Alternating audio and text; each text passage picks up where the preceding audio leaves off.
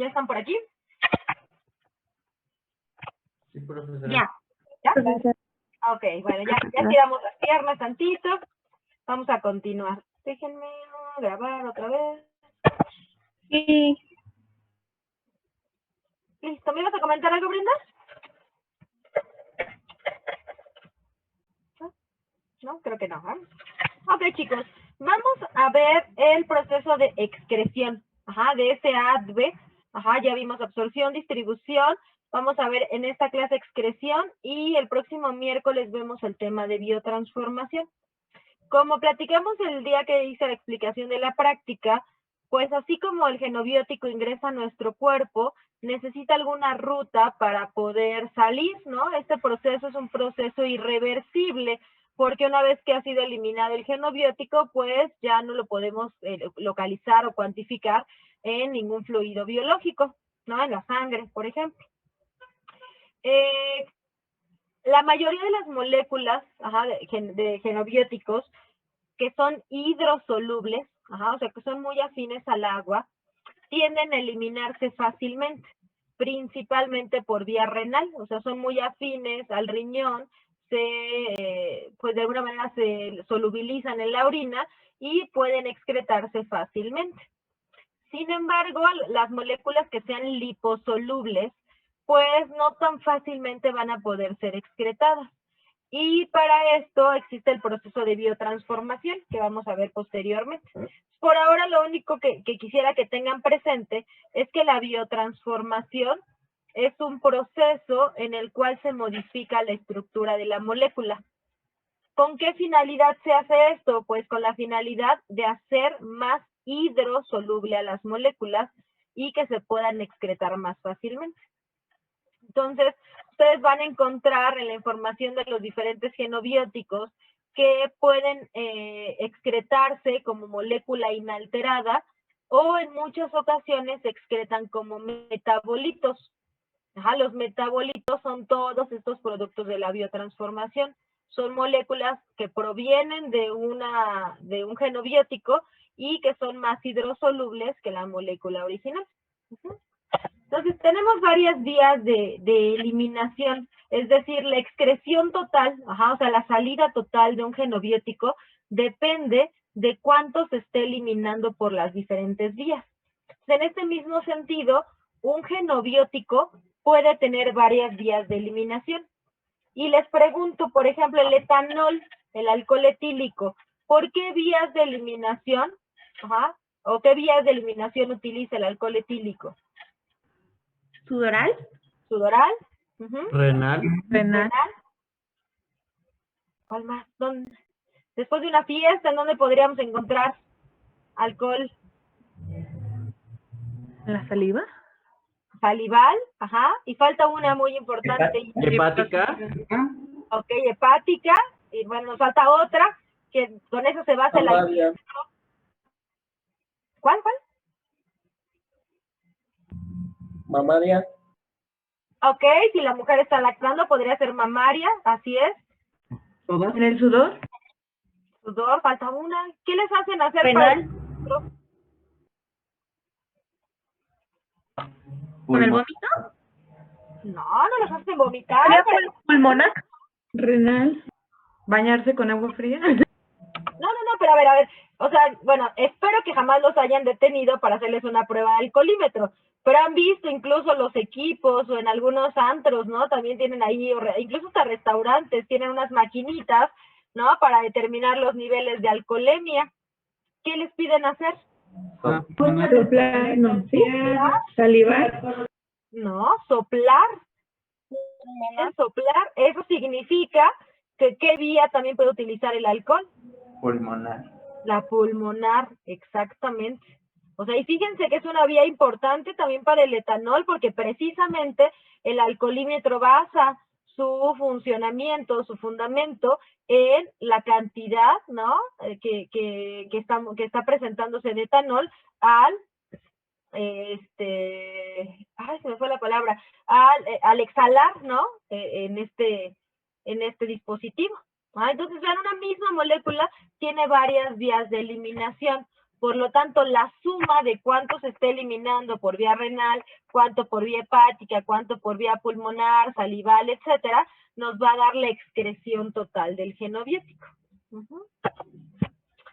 En esta imagencita, que se ve muy sencilla, tenemos los dos casos que pudieran suceder cuando tenemos una molécula lipofílica. Entonces, fíjense, si la molécula lipofílica viaja, ¿no?, a través de la sangre, se distribuye y llega al riñón, ¿qué va a suceder? Como es una molécula lipofílica que no es afín al agua, y bueno, pues la orina tiene un gran porcentaje de agua, pues esta molécula va a reabsorberse y va a regresar a la sangre. Por lo tanto, su permanencia en el organismo es mayor. Pero si esta molécula lipofílica, en lugar de irse directamente por la sangre al riñón, se va a algún órgano de biotransformación, que les comentaba hace ratito, como es el caso del hígado, entonces lo que vamos a obtener son productos o metabolitos hidrofílicos. Y ahora sí, esos metabolitos hidrofílicos pueden distribuirse hacia los riñones y excretarse a través de la orina. Entonces, generalmente aquellas moléculas liposolubles, ¿no?, que estén viajando y distribuyéndose, van a requerir biotransformarse para facilitar su excreción. Entonces, vamos a enfocarnos pues en los dos tipos, ¿no?, de eliminaciones más importantes, que sería la renal y la hepática. Entonces, para esto, en el caso de la renal, pues tenemos que recordar cuáles son las funciones de los riñones. Y entre estas encontramos la excreción de desechos, la regulación del volumen de fluidos extracelulares, la regulación de la homeostasis total del cuerpo, la regulación de electrolitos, entre otras, ¿no? Incluso en la regulación de la temperatura corporal. Por lo tanto, son órganos muy importantes que tienen, ¿no?, que requieren un flujo sanguíneo elevado, que existe mucha probabilidad de que el genobiótico alcance a estos órganos. ¿Por qué? Porque por el flujo sanguíneo, y además porque en esta son órganos de eliminación. Desafortunadamente, pues no tuvimos la oportunidad de hacer alguna práctica en la que ustedes pudieran ver en vivo un riñón, en este caso de una rata. Pero bueno, si nosotros hiciéramos un corte longitudinal, lo que veríamos sería algo similar a esto. En la parte más externa encontramos la corteza del riñón y en la parte interna la médula. Toda esta estructura del riñón está formada por la unidad anatomo-funcional del riñón. ¿Alguien sabrá cuál es esa unidad anatomo-funcional del riñón?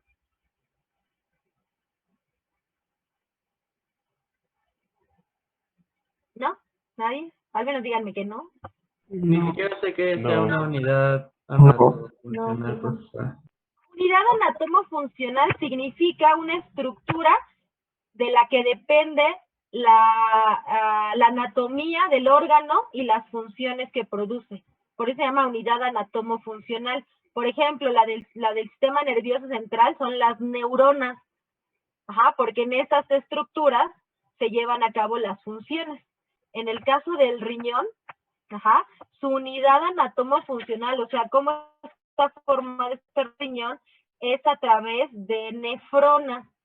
Se los voy a escribir en el, déjame si puedo escribir en el chat, nefronas. Nefrona. Tenemos más, o sea, millones de... Unidad Ana, ¿cómo se llama, maestra? Te lo voy a poner en el chat también. Unidad anatomo-funcional. ¿Qué significa? Que la anatomía y las funciones del riñón dependen de esta. Y son las nefronas. Les digo, tenemos pues millones de nefronas que están formando al riñón. Y estas nefronas son las encargadas de la eliminación renal. Por eso son muy importantes. Entonces veamos cómo se ve la estructura de una nefrona. Precisamente es la imagen de la derecha. Fíjense, les voy a ir contando. En la primera porción tenemos algo que se conoce como glomérulo, que es este circulito aquí. Este glomérulo está formado a su vez por una red de capilares. Si se fijan, aquí tiene todos estos vasitos sanguíneos que forman una red de capilares que ayudan a filtrar la sangre. Entonces, este glomérulo es una especie de filtro en la nefrona, en donde llega la sangre y se filtra todo aquello que está disuelto en la sangre y que va a ser desechado. ¿Qué sustancias se pueden filtrar? Pues inicialmente tienen que ser de bajo peso molecular, que no estén ionizadas, como para la difusión simple, acuérdense, este es un transporte pasivo también, y que no estén unidas a proteínas. Si están unidas a alguna proteína, como la albúmina, no pueden ser filtradas. Entonces, este glomérulo delimita qué sustancias pueden ser extraídas de la sangre para filtrarse y formar parte de la orina. Profesor, ¿cuáles eran las características que estuvieran unidas a proteínas y qué más? Que no estén unidas a proteínas. Acuérdate que si están, acuérdate de la premisa de distribución.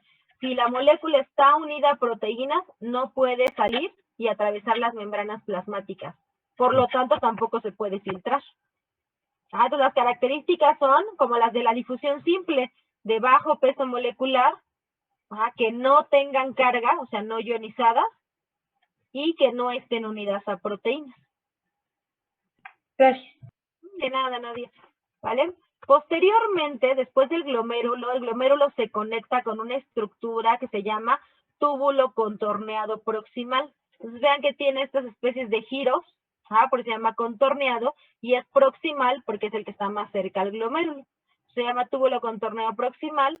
Posteriormente viene el asa de Henle, y el asa de Henle se divide en dos partes, la descendente, o sea, la que baja, y después la ascendente, que es la que sube. Y esta asa de Henle ascendente se conecta ahora con el túbulo contorneado distal, el que está más lejos del glomérulo. Finalmente, este túbulo contorneado distal se conecta con los túbulos colectores por donde viaja la orina para eliminarse. Entonces, todas las millones de nefronas que tenemos en los riñones están formados de esta misma manera. Y en cada una de estas porciones de la nefrona se llevan a cabo diferentes procesos. No me voy a detener ahorita mucho en el proceso de formación de orina y así, porque esto, bueno, pues realmente no es algo tan relevante, ¿no? Para ustedes, pero sí nos vamos a detener en ver qué procesos sí se ven involucrados con la eliminación de los genobióticos. Esta es una imagen de un riñón, pues, humano. Pueden ver que tiene esta coloración rojiza, ¿no? Café rojiza. Y si recuerdan, en la imagen que les mostré del riñón intoxicado por cromo, pues veíamos un color naranja, ¿no? Que no se parece, ¿no? En nada a ese como del hígado. Y vimos unos riñones, negros, ¿no? Negros metálicos por esta intoxicación. Y entonces, de igual forma, si lo cortamos longitudinalmente, podemos ver la corteza, que es la parte más externa, y la médula. Y las nefronas, pues, están formando todas estas estructuras. Ahora, esta es una imagen súper sencillita de la nefrona. Fíjense, aquí podríamos pensar que este es el glomérulo, esta primer parte, y este primer pedacito sería una porción del túbulo contorneado proximal. Ese se abrevia como TCP. Lo pueden abreviar como TCP y ese sería túbulo contorneado proximal. Entonces, ¿cuál es el fundamento de la eliminación de cualquier sustancia por vía renal? En este sentido tenemos tres procesos que se involucran y que pueden verse afectados, ¿no? O sea, por varios genobióticos. Entonces, fíjense esta fórmula. La eliminación renal, esto es lo que nos dice, la eliminación renal es igual a la cantidad que se filtre, FG es filtrado glomerular, la cantidad que se filtra, más la cantidad que se secreta, menos la cantidad que se reabsorba.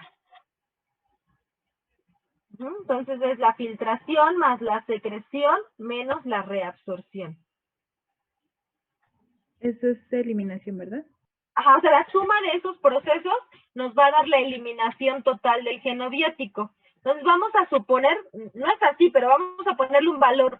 Vamos a suponer que se filtren 10 moléculas, que se secreten 5, llevamos 15, pero se reabsorban 3. Por lo tanto, solamente se van a eliminar 12 moléculas. O suponiendo que se filtran 10, se secretan 5, llevamos 15, y se reabsorban 15. ¿Cuál sería la eliminación? Se filtran 10, se secretan 5 y se reabsorben 15. ¿Qué valor nos da? Pues no. De 0, por lo tanto no se elimina nada renalmente. ¿Conocen alguna sustancia que sirva para indicarnos que alguien tiene alguna enfermedad porque la encontramos en la orina, ya que en condiciones normales no se encuentra? Cambio la forma de la pregunta, a lo mejor la hice muy extraña, ¿no? Hay algunas sustancias que podemos usar como marcadores para ver si tenemos alguna enfermedad. Ajá. Mi pregunta es si conocen cuál es la sustancia que se utiliza, les las voy a facilitar, para determinar que una persona es diabética. ¿Qué encontramos en la orina de estas personas que en condiciones normales no se encuentra? Que está dulce, que Glucosa, así es, Vanessa, la glucosa. Entonces, en condiciones normales, por ejemplo, si a ustedes les hacemos un estudio de orina y medimos los niveles de glucosa, estos niveles deberían de ser nulos. ¿Por qué? Porque se filtra una cantidad importante, se secreta, pero la glucosa se reabsorbe en su totalidad. Por ahí Abigail nos puso la urea en exceso. Fíjate Abigail, no sé si conozcan la enfermedad que se llama gota. En la gota hay un exceso en la formación y eliminación de ácido úrico. Entonces, puede ser que alguno de estos procesos está siendo dañado y por eso encontramos algunas sustancias que en condiciones normales no deberíamos de encontrar o estamos encontrando en mayor cantidad, como es la urea. Profesora, Sí, Marce. también puede ser el exceso de calcio y ácido úrico cuando alguien tiene litos renales. Así es, eso también, ¿no? O sea, cuando tienen cálculos renales, la litiasis renal exactamente, también pues hay un cambio de pH que favorece la formación de esos cálculos renales, ¿no? Entonces, sí, perdón, Pati. también los triglicéridos, ¿no? Así es, o sea, fíjense, también los ácidos grasos, ¿no? Podemos ver que una persona tiene hipercolesterolemia porque encontramos tanto en el suero, ¿no? Como en la orina algunas concentraciones mayores. Entonces, todo eso nos va a indicar que alguno de estos procesos pues está siendo afectado. Entonces, vamos a ver por qué esta formulita. Si se dan cuenta, la filtración y la secreción tienen un signo positivo. ¿Por qué? Porque todo lo que se filtre de la sangre hacia la luz tubular y todo lo que se secrete de la sangre va a ir en función de la eliminación. ¿No? O sea, todo lo que se filtra y se secreta va hacia la orina para eliminarse. Sin embargo, la reabsorción tiene un signo negativo porque la reabsorción va en contra. O sea, fíjense, la reabsorción implica que algunas sustancias que nuestro cuerpo sí necesita se regresen a la sangre. Por eso tiene un signo negativo. Entonces, les voy a decir las definiciones de estos dos procesos que no las tenemos. O sea, anoten si están anotando por ahí. La secreción. A ver, se los anoto. Déjenme ver si los anoto rápido en el chat, ¿no? La secreción es el paso del xenobiótico de la sangre a la luz tubular, principalmente por procesos activos. La reabsorción es el paso del xenobiótico de la luz tubular a la sangre, principalmente por procesos activos. Entonces, ¿qué sucede? Yo hace ratito les decía que para que una molécula se filtre, no puede estar unidas a proteínas y no tiene que tener carga. Entonces, ¿qué va a pasar con esas moléculas? También tienen que eliminarse. Entonces, estas moléculas lo hacen a través del proceso de secreción. La secreción es el paso de la sustancia del genobiótico de la sangre a la luz tubular, principalmente por procesos activos. ¿Qué caracteriza al transporte activo? ¿Qué se requiere para que haya transporte activo? Energía ATP. Energía, ajá, en forma de ATP, ¿y qué otra cosa? ¿Para qué es esa energía?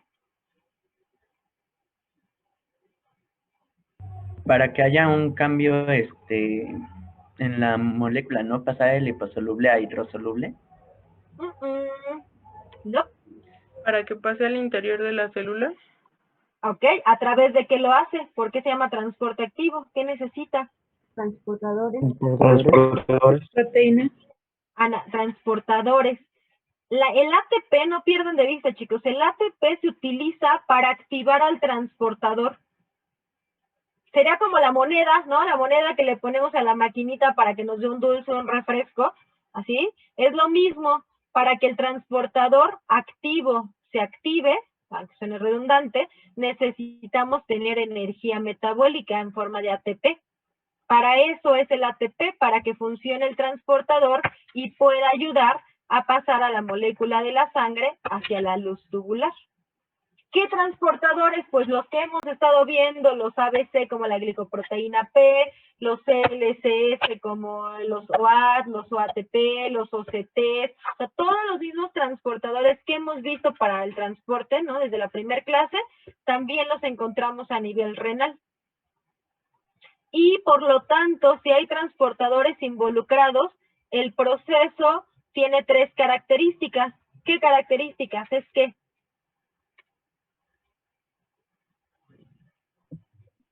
son 3 palabritas. Selectivo, saturable y competitivo. Así es, selectivo, saturable y competitivo. Es decir, a este nivel también encontramos que van a haber transportadores para aniones orgánicos y también van a haber algunos específicos para cationes orgánicos. También puede haber competencia, si es que hay varias sustancias aquí que quieren transportarse, y también se pueden saturar los transportadores. O sea, si hay mucho genobiótico que transportar, pues los podemos saturar y ya no hay transporte.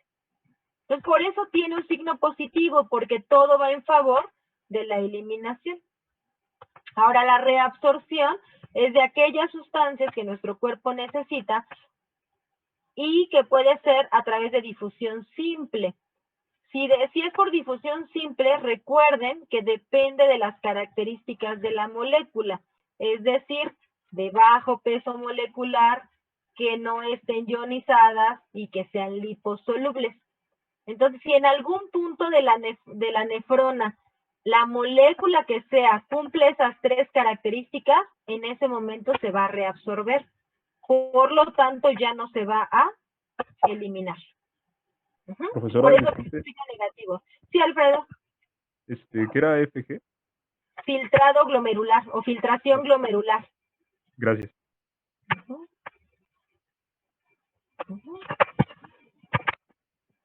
Este es otro esquema de una nefrona, de otro libro. Vean, aquí tendríamos el glomérulo, túbulo contorneado proximal, el asa de Henle, el túbulo contorneado distal y los túbulos colectores.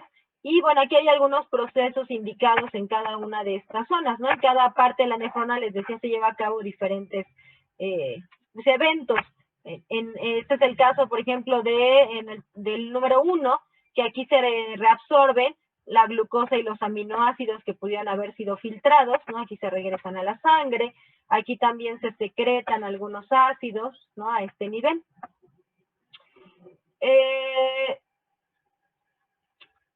Estamos diciendo, bueno, vamos a sacarle provecho a esta imagen. Estamos diciendo que la secreción se lleva a cabo por un proceso activo que depende de transportadores. Fíjense que esta secreción se lleva a cabo principalmente a estos niveles, a nivel del túbulo contorneado proximal y a nivel del túbulo contorneado distal. ¿Por qué? Porque en estas porciones de la nefrona, las células tienen una gran cantidad de mitocondrias y las mitocondrias son las encargadas de la formación del ATP. Por lo tanto, en estas zonas existe, ¿no?, el ATP necesario para activar a los transportadores que están en las células y favorecer que de la sangre puedan ingresar estas moléculas. Por el contrario, la reabsorción, como es un proceso pasivo, se lleva a cabo a lo largo de toda la nefrona. Obviamente hay algunas sustancias que se reabsorben más o menos en diferentes zonas. Por ejemplo, el sodio se reabsorbe casi en su totalidad a nivel del túbulo contorneado proximal. Se ven, casi el 85% se reabsorbe a este nivel. Sigue viajando aquí el sodio disuelto y la otra parte que resta para reabsorberse lo hace a este nivel. Lo hace al nivel del túbulo contorneado distal. Y bueno, a lo largo de esta nefrona se va formando la orina. La orina tiene un pH entre 4 y 7. Tiende a ser ligeramente ácido. Y eso se debe a que en la última porción, o sea, aquí en el túbulo distal, hay unos transportadores que secretan activamente protones. O sea, están metiendo protones de la sangre a la luz tubular, es decir, en este caso, a la orina. Por lo tanto, chicos, ¿cómo estará la orina a este nivel? ¿Ácida o alcalina?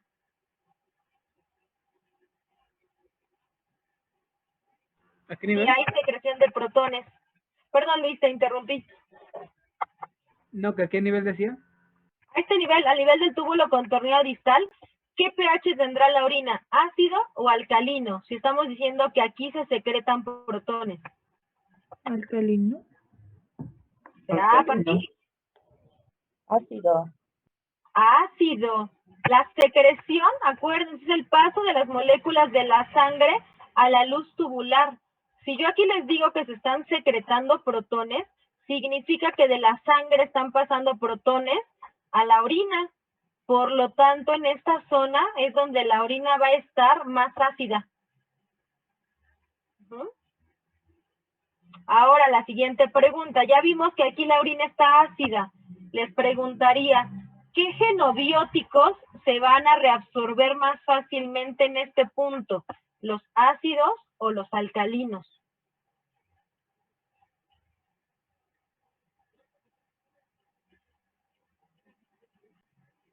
Tenemos pH ácido y tenemos un genobiótico, que también puede ser ácido o alcalino. ¿Cuál de ellos se va a reabsorber más fácilmente?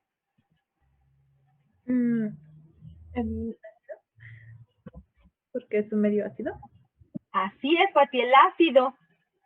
¿En qué fracción estaría esa molécula? ¿Ionizada o no ionizada?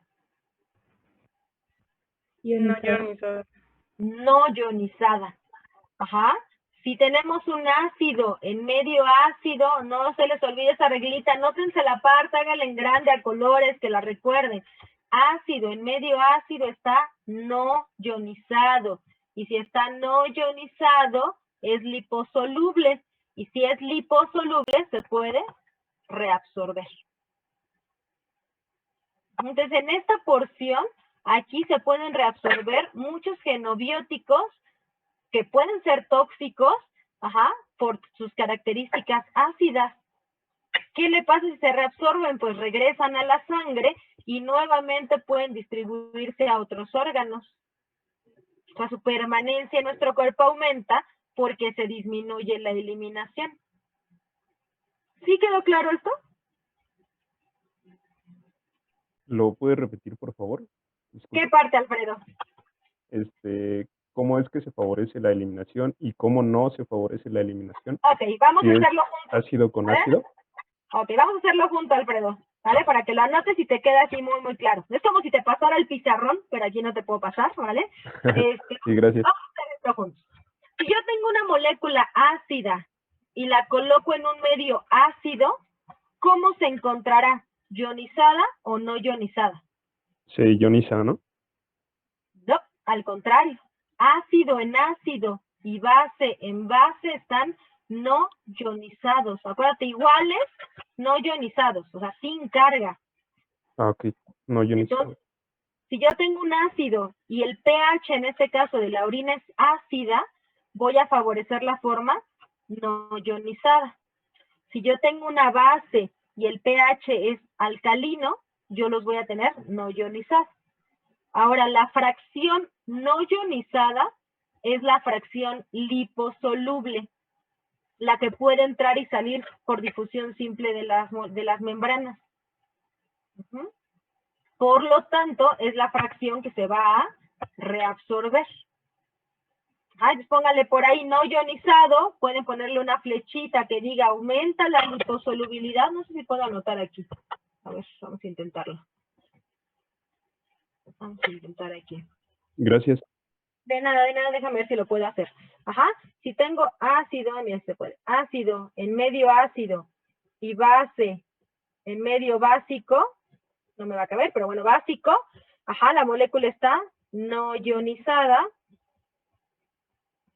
y por lo tanto se incrementa la liposolubilidad y se incrementa la reabsorción.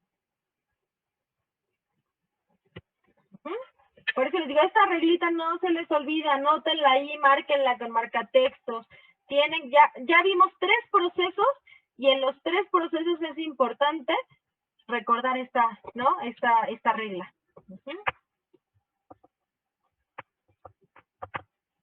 Ahora sí, veamos. ¿Cómo tengo que borrar esto? Pensé que se borraba. Veamos qué sucede en la filtración. Yo les decía que la filtración se lleva a cabo en el glomérulo y este glomérulo es una red de capilares que pues de alguna manera filtra a las moléculas que puedan pasar por esos espacios que están formando los capilares. Entonces, para que se puedan filtrar, repito, la molécula tiene que ser pequeñita y no estar unida a proteínas. Si está unida a proteínas, no puede atravesar el glomérulo en condiciones normales. Entonces, aquí viene el genobiótico que está en azul, los puntitos azules, se filtra y entonces entra ahora sí a la luz tubular. Para que nosotros podamos saber si una persona está siendo afectada a nivel renal por algún tóxico, nosotros podemos hacer pruebas de funcionamiento renal. No sé si alguna vez a ustedes les han hecho pruebas de orina, ¿no? Estudios de análisis en orina. Y bueno, pues se miden diferentes marcadores para determinar si el riñón está funcionando adecuadamente o no. Y en este caso, en el caso de la filtración glomerular, el marcador que se utiliza se llama, son 2, es inulina, como está aquí en la diapositiva, inulina o creatinina.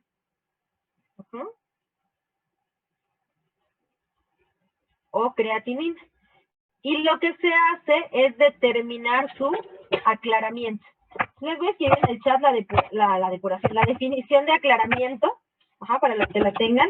Aclaramiento también se conoce como depuración, o en inglés como clearance, es el volumen de sangre que es limpiado de una sustancia por unidad de tiempo. Dice aclaramiento, depuración o clearance, así lo van a encontrar. Es el volumen de sangre que es limpiado de una sustancia por unidad de tiempo.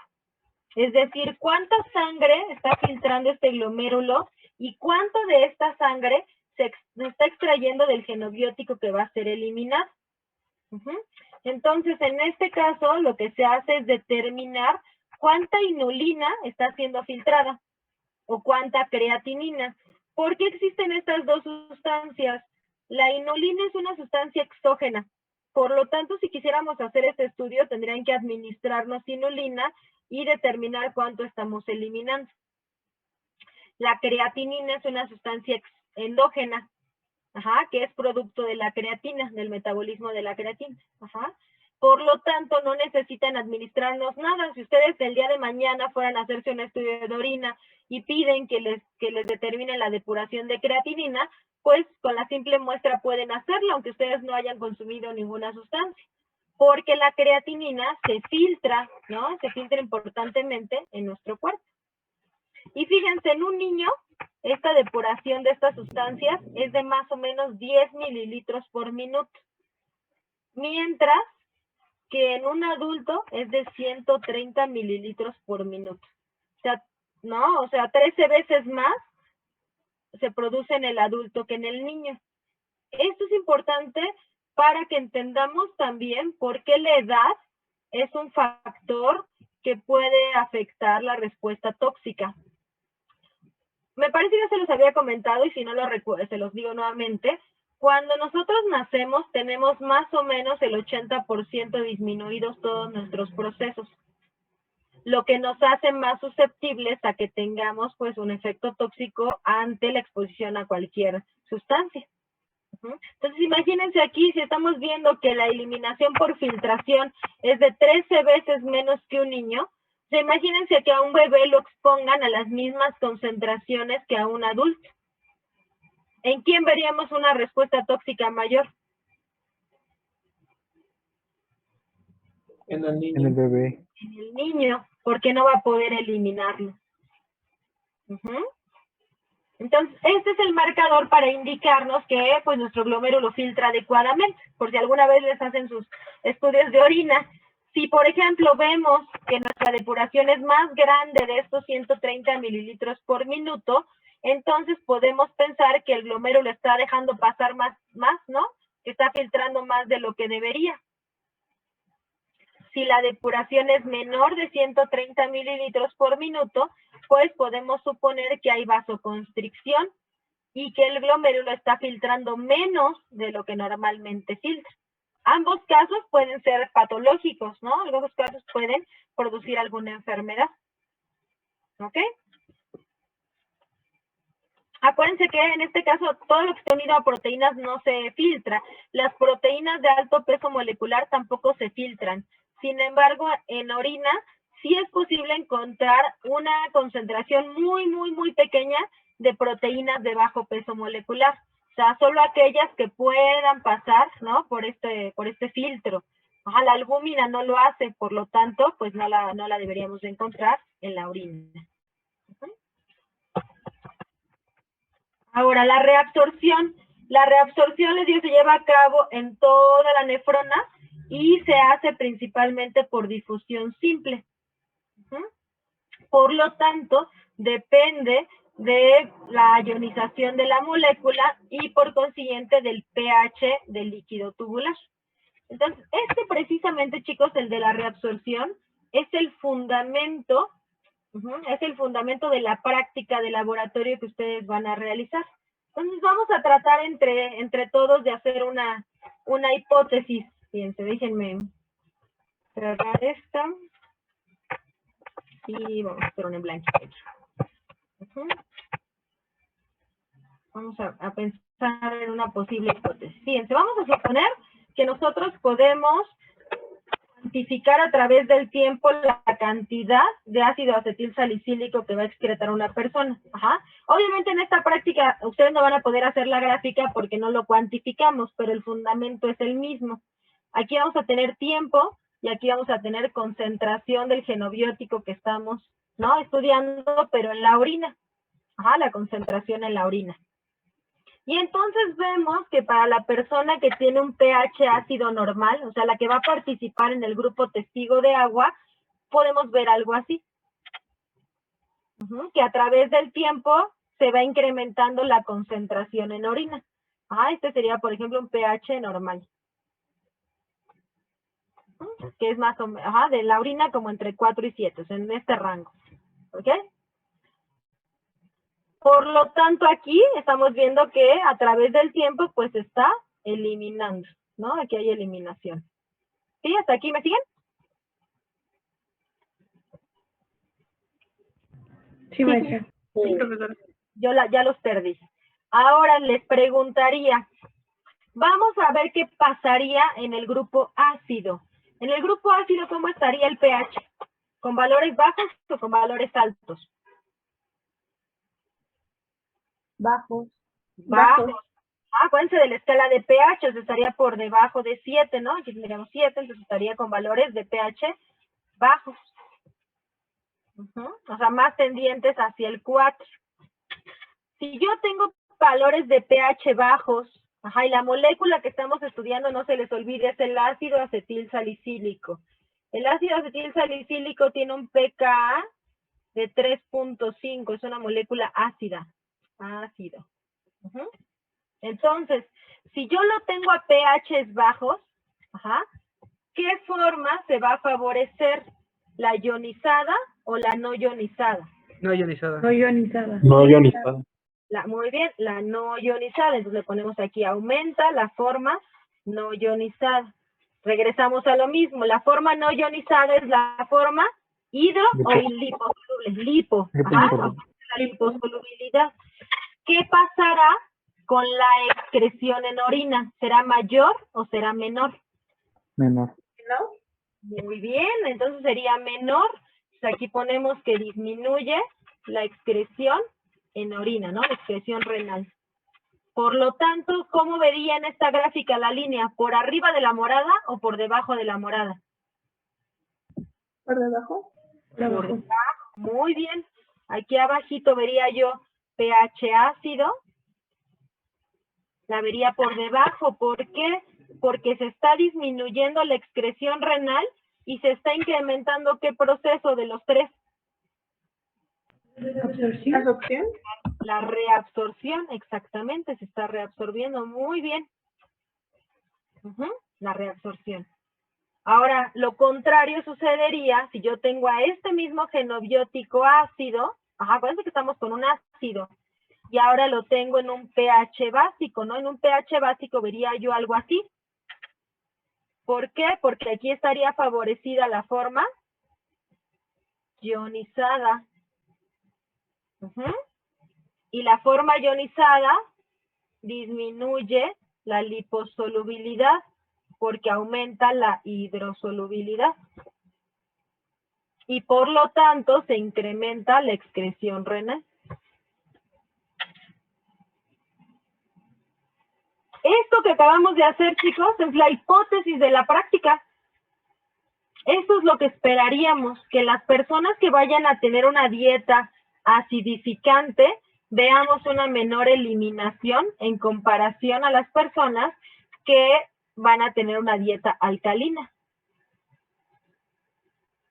Esto es muy importante, ¿por qué? Porque este pH se modifica con la dieta, o sea, tan simple como con la dieta. Si una persona basa su dieta en una dieta alta en proteínas, ¿no? Y de alimentos acidificantes, entonces, pues va a afectar la eliminación de los genobióticos básicos. Por el contrario, si la persona tiende a tener pHs urinarios alcalinos, pues también puede favorecer la reabsorción de genobióticos básicos y la eliminación de genobióticos ácidos. Vamos a hacer el de uno básico. Por ejemplo, la morfina o la metadona. Vamos a poner aquí. Aquí otra vez tenemos tiempo y aquí tenemos concentración del genobiótico en la orina. Y ahora tenemos un genobiótico con un pKa alto, por lo tanto es una sustancia básica. Como la metadona, les digo, la morfina. Voy a volver a poner aquí, si me permite esto, si no me dejan, que como veríamos, el del pH normal, ¿no? Ahora díganme, ¿en dónde coloco la línea para un pH ácido? ¿Por arriba o por debajo? Por debajo. Por arriba, ¿no? Nada más, Nadia, por arriba. Aquí ahora tendríamos el del pH ácido, porque base en pH ácido estaría ionizada. Y por lo tanto, el del pH alcalino, ahora lo vería aquí abajo. Alcalino. Porque aquí se está favoreciendo la forma no ionizada.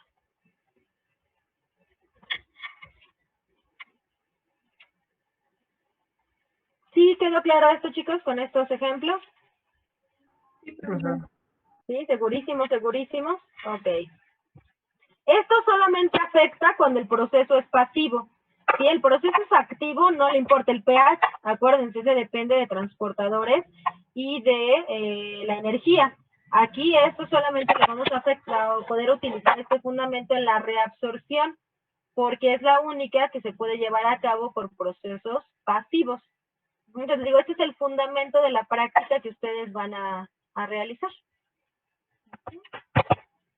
Y bueno, esto que está aquí en esta tablita es lo mismo que acabamos de decir acá. Ácidos en pH alcalinos se incrementa la excreción, ácidos en pH bajos, o sea, ácidos, disminuye la excreción. Ajá, es un resumen de esto que acabamos de ver. Ahora la secreción puede ser tanto activa como pasiva, pero la más importante pues es la secreción activa, que se lleva a cabo, les digo, en los túbulos contorneados proximales y distales, y también en este caso tenemos un marcador para determinar que la secreción se está llevando adecuadamente. Este marcador se llama ácido paraminohipúrico. Se abrevia PAH. PAH. Y bueno, en este caso su depuración para un niño de mes y medio es de 25 mililitros por minuto y para un adulto es de 650 mililitros por minuto. Entonces, esta sustancia se secreta, o sea, secreta en gran cantidad y nos permite determinar, pues, si se está llevando a cabo este proceso adecuadamente.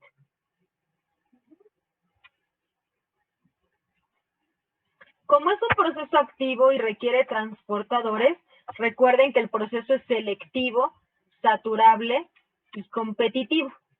Entonces tenemos transportadores para aniones orgánicos y transportadores para cationes. Entonces aquellos que tengan carga positiva van a utilizar a los transportadores para cationes únicamente y las moléculas de carga negativa únicamente van a utilizar a los transportadores para cargas negativas. Sin embargo, sí puede haber competencia si yo coloco dos de estas sustancias, ¿no? Dos ácidos al mismo tiempo. Y este es precisamente, chicos, el fundamento de cómo se determinó, ¿no? Pues el uso, ¿no? La importancia de saber qué transportadores están involucrados. Les voy a contar un poquito de esta imagen y cómo se descubrió, si lo quieren ver así, la importancia de estos transportadores. En la Segunda Guerra Mundial, pues obviamente había una gran cantidad de heridos, ¿no? De heridos de guerra, y era una época en la que se estaban ya diseñando y utilizando las primeras penicilinas, ¿no? Los antibióticos que ustedes conocen. Sin embargo, en esa época estas penicilinas pues se eliminaban rápidamente, por lo tanto su efecto duraba muy poquito y pues tenían los médicos que estar administrando grandes cantidades de penicilina o varias administraciones para que pues no hubiera una infección en las heridas de estos heridos, ¿no? Heridos de guerra. Y bueno, pues lo que empezaron a hacer los médicos fue administrar penicilina junto con otro medicamento que se llama Probenecid. Aquí está el nombre, Probenecid. Este Probenecid es un medicamento que se utiliza para la gota, para las personas que tienen incrementos de ácido úrico. O sea, son cosas completamente distintas, ¿no? Para la gota y como antibiótico. Sin embargo, los dos son ácidos orgánicos. ¿Qué sucedía? Pues los médicos se dieron cuenta que cuando administraban la penicilina junto con el Probenecid en conjunto, la eliminación de la penicilina disminuía y pues duraba más tiempo en sangre y había que administrarle menos a los pacientes. Y esto se debe a que el Probenecid es 10 veces más afín a estos transportadores que la penicilina. Como es 10 veces más afín, cuando llegan los dos a nivel del riñón, el que se va a unir, o sea, el que va a ganar por afinidad, va a ser el Probenecid.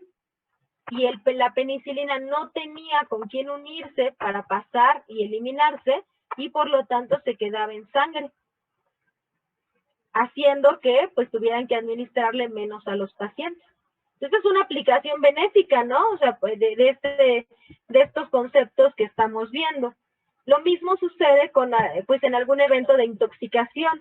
Nosotros pudiéramos en algún momento favorecer la eliminación. Si sabemos que es por difusión simple, pudiéramos modificar el pH urinario, o si sabemos que existe competencia por algún transportador, pues podríamos utilizar quizá algún inhibidor de ese transportador, ¿no? O algún inhibidor de alguna bomba para favorecer que se pudiera eliminar más fácilmente y disminuir la probabilidad de intoxicación, ¿no? O el tiempo de esa intoxicación.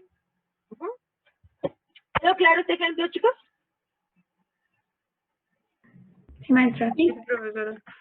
Ahora, recuerden, esto es selectivo, ¿no? Si el paciente consume otra cosa, por ejemplo, metadona, ¿no? Como droga de abuso, pues no pasa nada porque la metadona utiliza otro transportador. Entonces, ahí es donde radica la importancia de la selectividad. Esta tablita no se preocupen, no les voy a pedir que se la aprendan de memoria todos estos sustratos inhibidores, no es necesario, pero se las coloco porque estos son los 4 tipos de transportadores a nivel renal más importantes para los aniones orgánicos. Se llaman OAT. Ajá, estos ya los habíamos visto, son de la familia CLCS, los transportadores para aniones orgánicos. En el humano se han encontrado estas 4 variantes. Sin embargo, en otras especies animales y especies vegetales también se encuentran presentes, solamente que pues en otras variedades, o sea, otros tipos, ¿no? Subtipos de OAT. Entonces también es importante, si vamos a comparar la toxicidad en diferentes especies, determinar pues si existe este transportador en alguna de las especies, ¿no? Aquí posiblemente, si vamos a suponer que el OAT1 fuera indispensable para eliminar un tóxico, si alguna especie no lo tiene presente este OAT, o sea, que no lo sintetice, pues obviamente la toxicidad se va a incrementar en esa especie en específico, porque este OAT ayuda a la eliminación. Esta es la estructura de los OAT. Estos tipos de transportadores son transportadores transmembranales, tienen 12 subunidades, que están en la membrana, y tienen una porción extracelular que es donde llega el genobiótico y se une para activar a estas 12 subunidades mediante el ATP y que este transportador ayude a que la molécula pueda ingresar al interior de la célula. Bien, pues como les digo, existen los OCT. Los OCT son transportadores para cationes orgánicos. Entonces, solamente aquí se van a unir los transportadores tipo cationes. Solamente se van a unir los genobióticos tipo cationes, ¿ok? Tanto si son endógenos como si son exógenos. O sea, tanto sustancias endógenas, digamos, la progesterona se transporta por este transportador. Y es una sustancia endógena. Ahora quiero que analicemos esta imagen. Esta imagen nos ayuda a entender el término saturación. Fíjense, aquí tenemos al ácido paraminipúrico, que les había yo comentado que es una molécula que se secreta activamente, es el marcador de la secreción, y tenemos 3 casos, ¿no? A, B y C. Entonces, aquí esta parte representa el transportador, y lo que nos está diciendo en la imagen es que llega el paraminipúrico en la sangre, en los capilares, y en un primer paso para ingresar a la célula lo hace a través de transporte activo, por ese transportador que utiliza ATP. Entonces lo ayuda a pasar al interior de la célula, y ya que el ácido paraminipúrico está en el interior de la célula, ahora sí esta molécula puede ir a la luz tubular por difusión simple. Fíjense, aquí en esta misma célula están 2 mecanismos, activo y pasivo. Entonces quiero que analicen la imagen y me digan cuál es la diferencia entre el caso A, el caso B y el caso C. La saturación. ¿En cuál tenemos mayor concentración del ácido paraminipúrico? La C. La C. Entonces fíjense que si aquí ponemos mucho genobiótico, ¿qué va a pasar? Que este transportador va a disminuir la velocidad con la que está pasando. Ajá, o sea, disminuye el transporte activo porque se está saturando el transportador. Esto es algo muy importante porque nosotros podemos tener esta situación en dos condiciones. Que nos expongamos de forma aguda a algún genobiótico, pero en alta concentración, o que nos expongamos a un genobiótico, ajá, pero durante mucho tiempo, o sea, de manera crónica, ¿no? Aunque las concentraciones sean bajas. O sea, a lo mejor en un desastre ambiental, ¿no? O sea, algo momentáneo, ¿no? O sea, algo que sucedió de momento, pudiéramos tener un caso de saturación porque la concentración a la que nos estamos exponiendo es tan elevada que nuestro cuerpo no sea capaz de eliminarlo en su totalidad. O podemos tener algún riesgo laboral en el que nos estemos exponiendo a pues diferentes solventes, a lo mejor no sé si alguien trabaja en una fábrica de pintura, se me ocurre, en donde hay tintas, solventes, ¿no? Se están inhalando vapores constantemente que hacen que la concentración en sangre sea poca durante cada día, pero que sea a largo plazo. Y eso haga que estos transportadores pues llega un momento que se saturen y el organismo no sea capaz de excretar a ese genobiótico. Muy bien. Ahora, esta, como les dije, la eliminación renal, pues es la más importante seguida de la hepática. Por lo que en muchos libros, como esta tablita que les estoy poniendo aquí, en muchos libros, la excreción total de los genobióticos las basan en lo que se elimine renalmente y lo que se elimine hepáticamente. Porque se considera que la eliminación por otras rutas pues es más despreciable, ¿no? No es en tanta concentración. Entonces, fíjense, por ejemplo, en esta tablita dice amicacina, la amicacina es un antibiótico, y vean, el aclaramiento total en mililitros por minuto es de 100. O sea, de cada 100 mililitros por minuto se depuran de amicacina. Y el 94 a 98% se debe al aclaramiento en riñón. Por lo tanto, es muy poquito lo que se depura a nivel hepático. Y bueno, pues obviamente esto varía dependiendo de la sustancia, ¿no? Habrá algunas que sí sean más afines al hígado y prefieran esa ruta de eliminación en comparación a la renal. Pero normalmente cuando ustedes vean estos valores en los libros, ¿no? En algún artículo, generalmente van a estarle dando más énfasis a la eliminación renal y la eliminación hepática en segundo, ¿no? En segundo término. Entonces, ¿qué es la excreción biliar e intestinal? Esta excreción, pues obviamente se lleva a cabo mediante el hígado, la bilis y la vesícula biliar y el intestino. Esta excreción biliar se relaciona con un proceso que se llama ciclo enterohepático.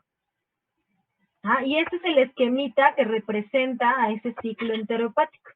Entonces voy a explicarles esta imagen. Aquí dice absorción, es decir, el genobiótico, vamos a suponer que nos expusimos por vía digestiva al genobiótico, viene en el intestino, y como ya vimos hace algunas clases, el sitio principal de absorción pues es a nivel del intestino. Se absorbe, ¿y qué va a sucederle? Que va a llegar a la sangre. Esta es la absorción, paso del genobiótico, el sitio de exposición, a la sangre. Cuando llega a la sangre, se puede distribuir en los diferentes órganos y tejidos. Uno de ellos es el riñón. Entonces, inmediatamente puede irse al riñón y excretarse en orina.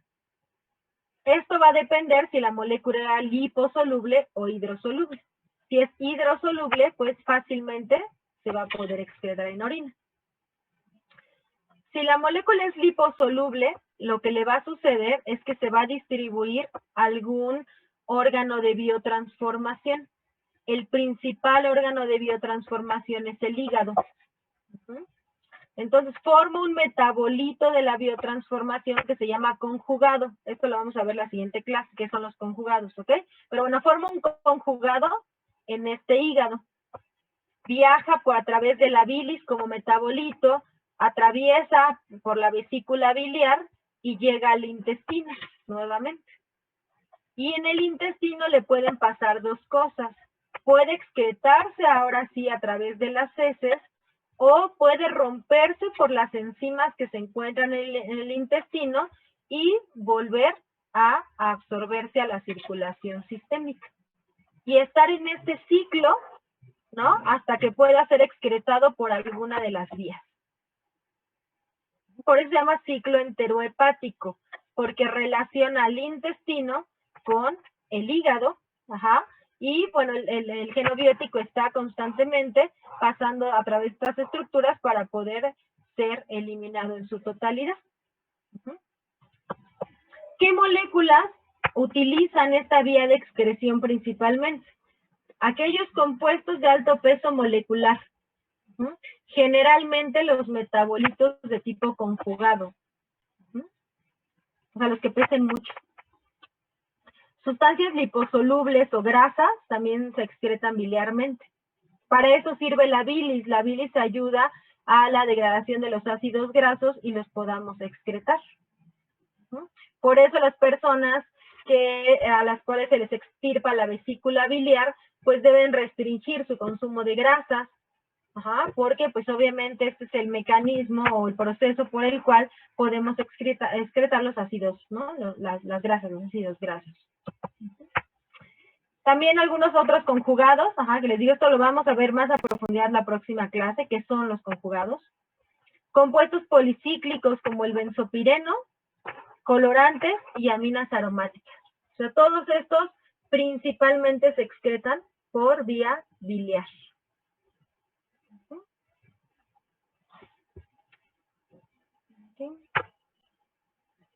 Y bueno, como hemos visto, ¿no? Y en reiteradas ocasiones les hacemos énfasis, pues hay otros factores que también tienen influencia, y pues este proceso no se escapa de las diferencias entre las especies.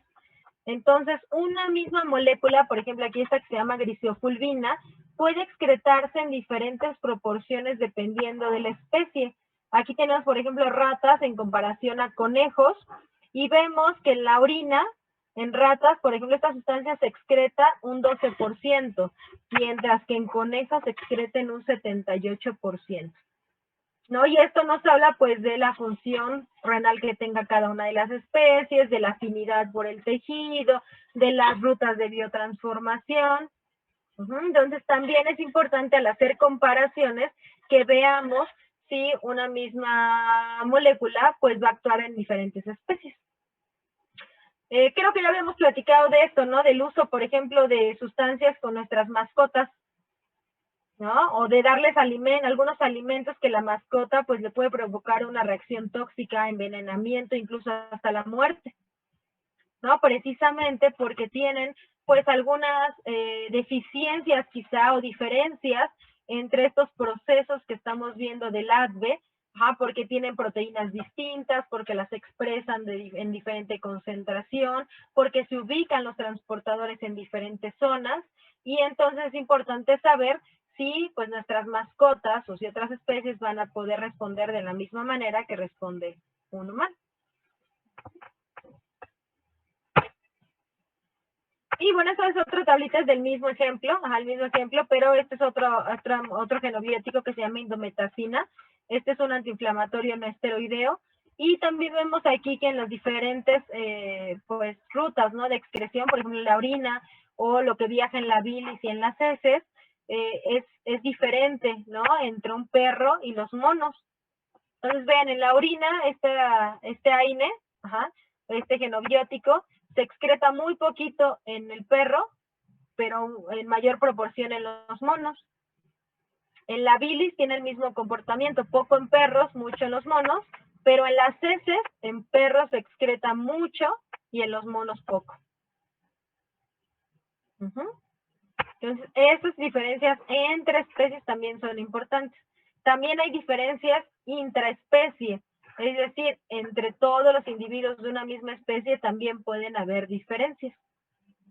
Desde por la actividad física, actividad metabólica, la alimentación, el estrés, el estado emocional, y muchos otros factores. Y pues obviamente hay algunas otras vías de excreción que no son tan relevantes, les digo, por la cantidad de genobiótico que se puede excretar en ellas, pero pues también es importante conocerlas, por ejemplo, a través de la excreción mamaria, en donde podemos encontrar varias sustancias, por ejemplo, la cafeína, el etanol, la morfina, la nicotina, la efedrina, ¿no? Los antipsicóticos, el alcohol, plaguicidas orgánicos que pueden excretarse a través de vía mamaria, ajá, y bueno, pues de alguna manera podemos provocar una intoxicación en el bebé que está siendo alimentado con esta leche materna. Y tan es así que digo, no sé si ustedes tengan hermanos pequeños o algún familiar que haya tenido un bebé, y seguramente les habrán comentado, ¿no? En algunas ocasiones que si la mamá consume cierto alimento, el bebé a lo mejor tiene reflujo, ¿no? Por el consumo del alimento de la mamá. Y eso se debe a que muchas sustancias pueden excretarse a través de la leche materna y pues la mamá puede estarla transmitiendo al bebé y el bebé tener los efectos de la sustancia. También obviamente hay excreción pulmonar. Aquí se excretan tóxicos gaseosos y volátiles, ajá, como hidrocarburos de bajo de bajo punto de ebullición, alcoholes, cetonas y bueno, también algunas grasas pueden excretarse por vía pulmonar.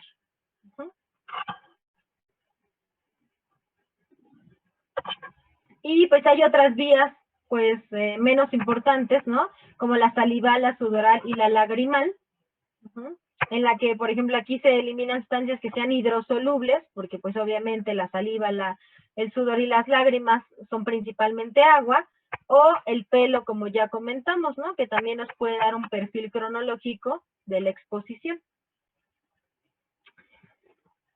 A ver, vamos a ver si ustedes saben.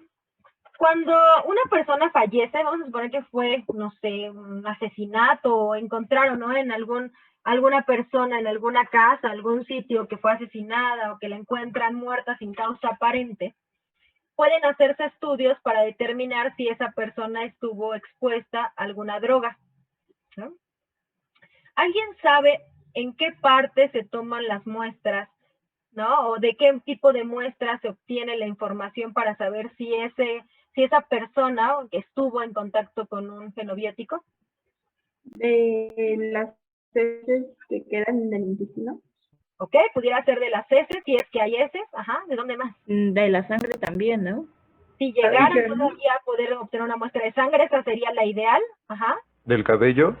Del cabello, ajá, porque estamos viendo que eso nos da un perfil cronológico, pero acuérdate, del cabello sería que esta persona se hubiera expuesto previamente, ¿no? O sea, no de una manera más a largo plazo. ¿Qué otra? Ya me dijeron sangre, me dijeron de las heces y del cabello. ¿De dónde más? ¿En la saliva? Ok, si es que hubiera saliva, pero bueno, vamos a suponer que encontraron ya el cadáver después de algunas horas. ¿Dientes? En los dientes pudiera ser, en la orina, en las uñas, en la orina, si es que en la orina, bueno, en la vejiga tuviera orina. Pero fíjense que una técnica para revisar, ¿no? Bueno, para analizar si una persona estuvo en contacto con drogas y cuando no se puede obtener, por ejemplo, una muestra de sangre o de orina adecuada, se hace a través del líquido en el globo ocular. Y me van a decir cómo pasa eso, ¿no? O sea, cómo lo van a encontrar en el globo ocular, pues precisamente porque se puede distribuir a varias zonas muchas de estas drogas y se ha visto que ahí se pueden determinar varias drogas de abuso mediante esa toma de muestra. También es importante, fíjense, considerar, esto es muy interesante en la toxicología forense, ¿no? Que bueno, es otra área, ¿no? También importante, que hay redistribución post-mortem. Fíjense, hablando de la distribución. ¿Eso qué significa? Que cuando una persona fallece, todavía después de un tiempo hay varios procesos que se siguen llevando a cabo, porque nuestras células tienen reservas energéticas. Entonces, los procesos activos pueden seguirse llevando a cabo. Entonces, se ha visto que hay redistribución. Eso significa que, aunque la persona se haya expuesto, ¿no? Por alguna vía, podemos encontrarlo después de que falleció en algún otro órgano. precisamente porque todavía se llevan a cabo. Fíjense que les digo, hay muchísimas cosas interesantes de las diferentes áreas de la toxicología y todas se fundamentan, o sea, en gran parte del entendimiento de este proceso ATVE, en el que podemos visualizar que cualquier genobiótico, independientemente de la vía en la que nos expongamos, va a sufrir estos procesos, ¿no? Y si nosotros entendemos las características de los procesos, pues podemos entender en dónde lo vamos a encontrar y cómo nos van a afectar. Y que puede ser que no solo nos afecten en un solo órgano. Acuérdense, la toxicidad puede ser multiórgano, que en varios sistemas nos puedan estar afectando. Por ejemplo, una persona que se intoxica con cianuro, ¿no? El cianuro inhibe la fosforilación oxidativa, es decir, no hay ATP. Por lo tanto, en esta persona muchas veces fallecen por la inhibición del ATP y porque estos procesos no pueden seguir llevándose a cabo en las células. Hay acumulación de algunas sustancias, sales en las células que provocan la muerte celular. Maestra, y por ejemplo, bueno, es que ahorita me salió esa duda, por ejemplo, bueno, es que yo he visto así en algunas series y eso, que luego cuando hacen la autopsia y ese tipo de cosas, no hay señal de que la persona haya muerto por causa de anticongelante. O sea, se supone que se dice que puedes matar a una persona con anticongelante, pero no aparece en ningún lado al momento de la autopsia. Así es que, ¿cómo sería eso? O sea, ¿por qué pasaría? Fíjate que no sé, fíjate, déjenme lo bien de tareas. Yo hago mis tareas, no sé si leyeron lo de los tatuajes, por ahí no recuerdo quién, Mariana, me preguntó. No, Ale. Ale, ¿sí lo leíste, Ale, lo de los tatuajes? Está súper interesante. Sí, lo leí. No, o sea, de que fíjense, hay distribución y lo podemos encontrar la tinta, ¿no? En otras zonas. Eso, la verdad, me gustó mucho el artículo, ojalá lo vean los que no lo vieron, ¿no? Entonces voy a buscar esto. ¿Quién me está preguntando? ¿No veían para anotarlo? ¿Anticongelante? Ajá, sí, soy Jocelyn. Gracias, Jocelyn, anticongelante. Fíjate que el anticongelante contiene un montón de sustancias que son tóxicas, incluidas tetracloruro de carbono, por ejemplo, ¿no? Y varias sustancias que al momento en que son ingeridas, pues pueden provocar un efecto tóxico, que es distinto también en las diferentes especies. Tienen metanol, creo que no sé si hemos hablado del metanol, pero contienen metanol que pues también provocan la formación de formaldehído, que puede provocar ceguera y puede provocar la muerte.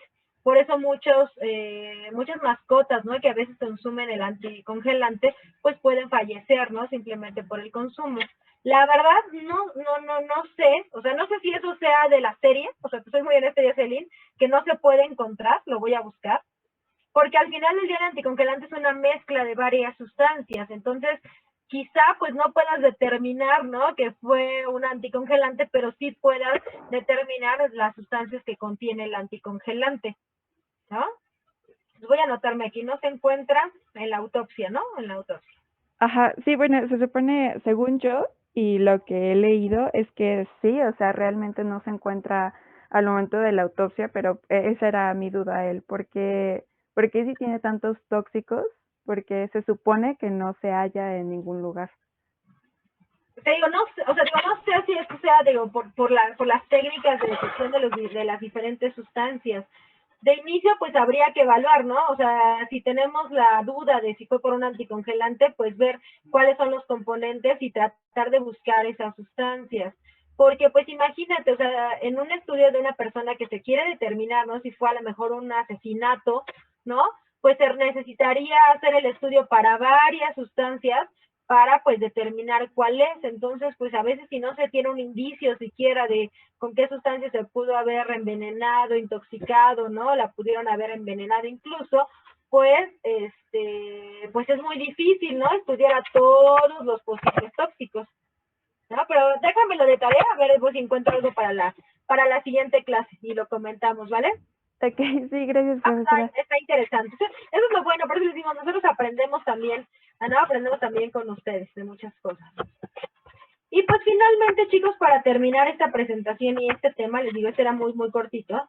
En las últimas 2 diapositivas les diseñé 2 esquemas que sintetizan lo que sucede desde que una sustancia ingresa, o sea, de que se puede absorber, hasta que se elimina, dependiendo si son sustancias hidrofílicas o polares, o son sustancias lipofílicas. Entonces, bueno, les voy a explicar el esquema. Aquí tenemos el primer caso de una sustancia hidrofílica. Entonces, ¿qué pasa si la molécula es afín al agua? Pues recuerden, se absorbe lento, pero fácilmente puede distribuirse a través de la circulación sanguínea.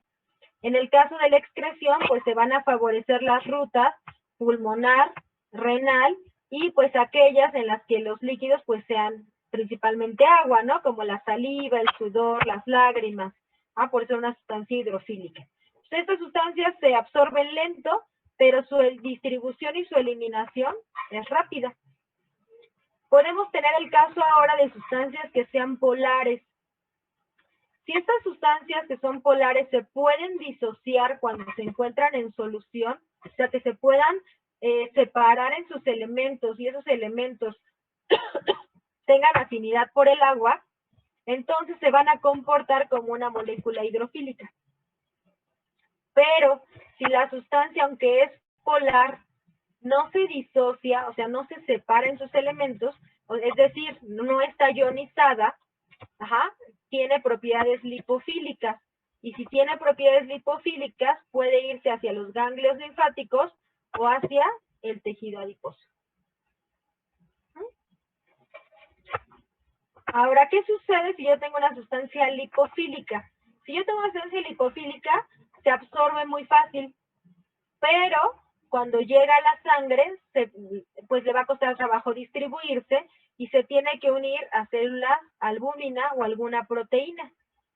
Cuando se unen estas proteínas, ahora sí puede distribuirse a los diferentes tejidos y células, entre ellos algún órgano de biotransformación. Biotransformarse y formar metabolitos hidrofílicos que ahora sí viajen fácilmente por la circulación sanguínea y se excreten por vía renal.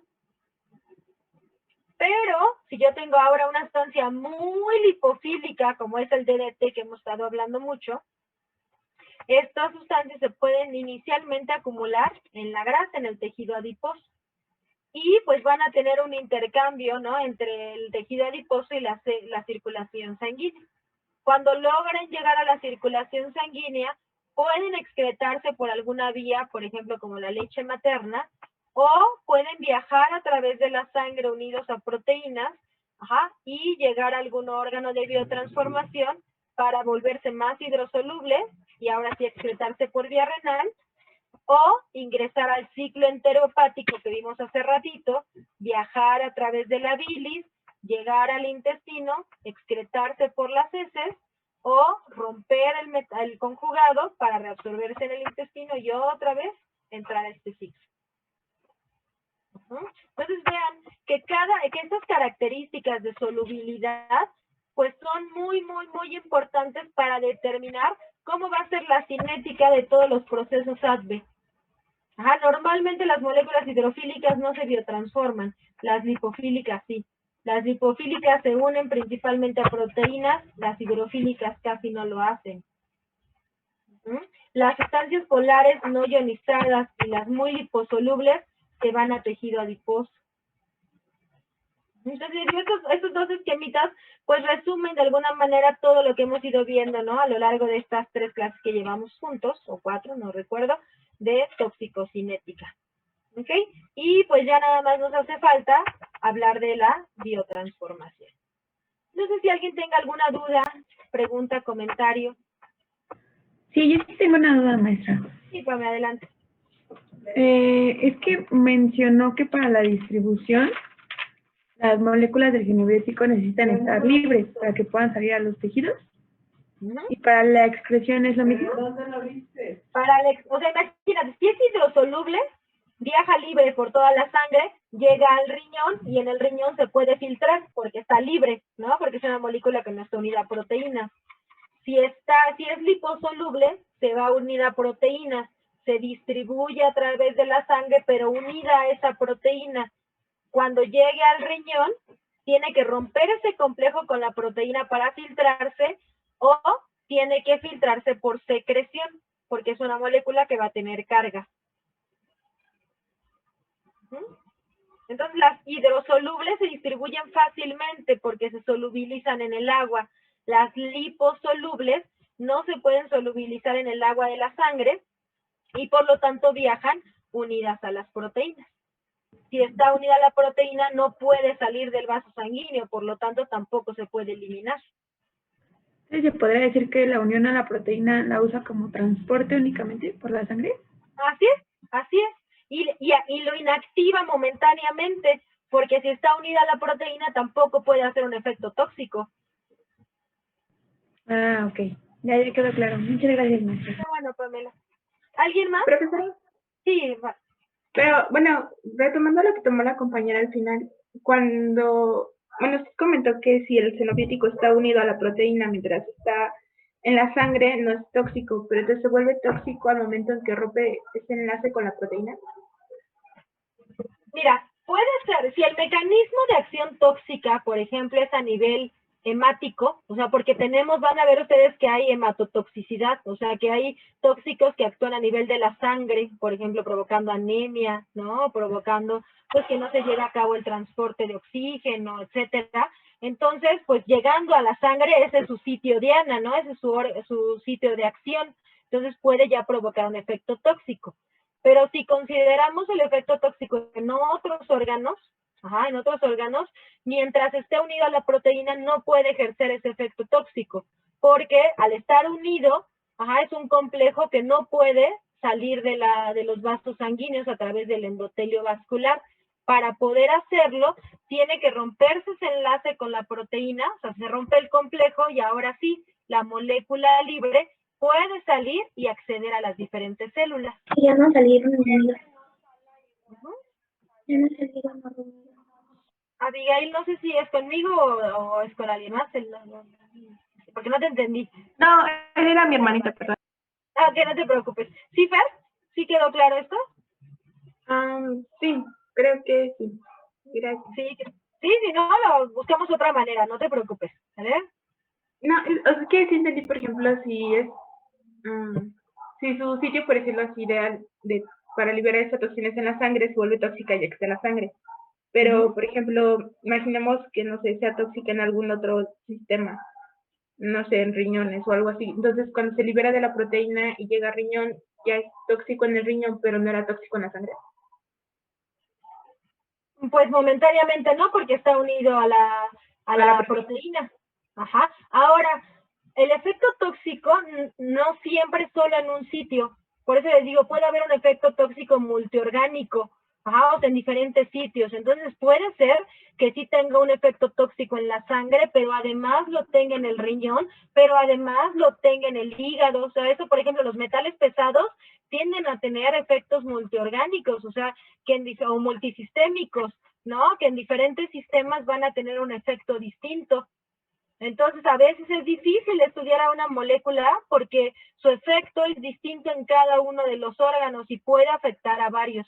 Entonces, no necesariamente, pues, por ejemplo, el mercurio, ¿no? El mercurio tiene efecto nefrotóxico, pero también tiene efecto hemático, ¿no? También puede tener efecto dérmico.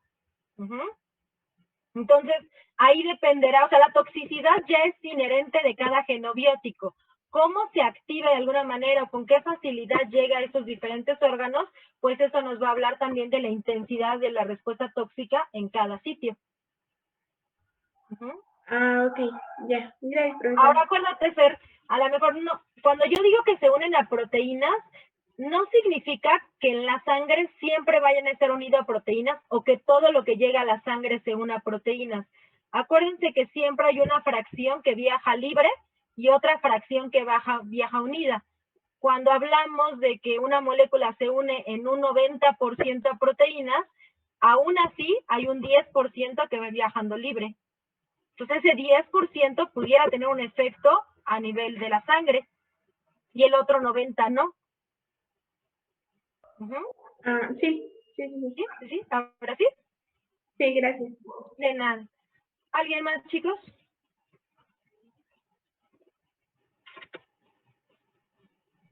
Creo que no. Creo que no, ¿verdad? No, Yo también por mi creo que parte no. no. Ok, chicos. Entonces, ya con esto concluiríamos. Vamos a ver qué vamos a hacer. La próxima clase Comenzamos tempranito, o sea, esperemos que a las 4 hacer los Kahoots, tanto el de distribución como el de eliminación. Y comenzamos la clase de biotransformación. Esa es un poquito más larga, entonces sí nos va a llevar casi toda la clase. ¿Ok? Entonces, voy a meditar si les mando como hoy el link para que hagan ustedes el Kahoot aparte y tomemos toda la clase, o comenzamos la clase y después vemos el tema, ¿no? Comenzamos el Kahoot. Pero esas serían las actividades para la siguiente sesión.